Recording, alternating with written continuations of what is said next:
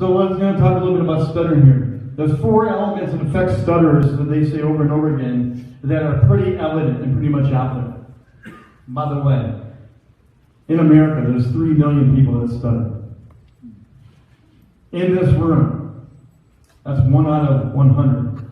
In this room, there's at least, besides me, picking up the board, there's at least 2 or 3 other people here that probably have a stutter or some sort of speech impediment. Something that affects you when you engage with people and live a life and have a career. One area is genetics. There's something that is wired within us, and some people would say it's a disability, a defect. It's not. It's just who you are. It's something that is there.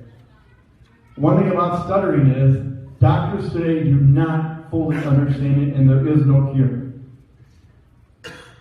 I may make it all the way through this presentation and not really stutter, but I will because I've learned how to get around it. But there's no cure for stuttering. Childhood development plays a lot of thought into it. There's something about your early development triggers things in your brain, your body, your mind. I was born with something called CMV. In 1965, CMV was a child killer. I was one of the first people in America to be diagnosed with CMV. They literally gave me to my parents in the hospital and said, he will die this week. My child development was not a normal straight line. They say it's probably part of the reason that the stutter is there. I'm awful deaf in my left ear. I have bad eyesight. So if I talk to you afterwards, please come up and talk to me. My eyes will do funky things, and you're going to think I'm looking at the wall, I'm looking at another person. I'm looking at you. You just don't know it. I'm okay with it. You aren't. And especially if I stutter and look at you weird, it's really bad after that. It all goes downhill really bad.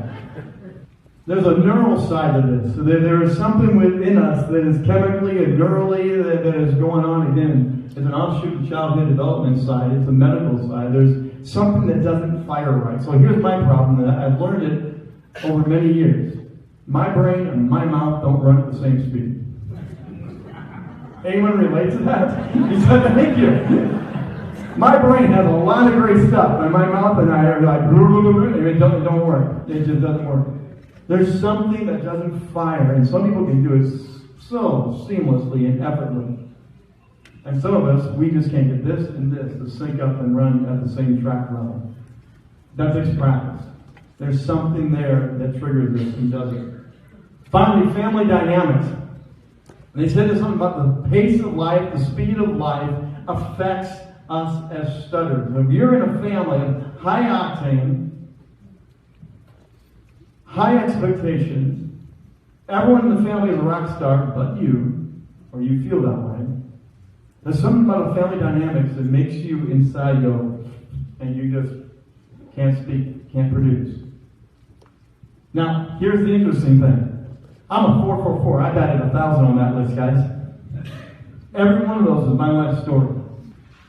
Childhood development, because of my CMV and because of everything else, we tried eye surgery. It failed. My eyes did not work.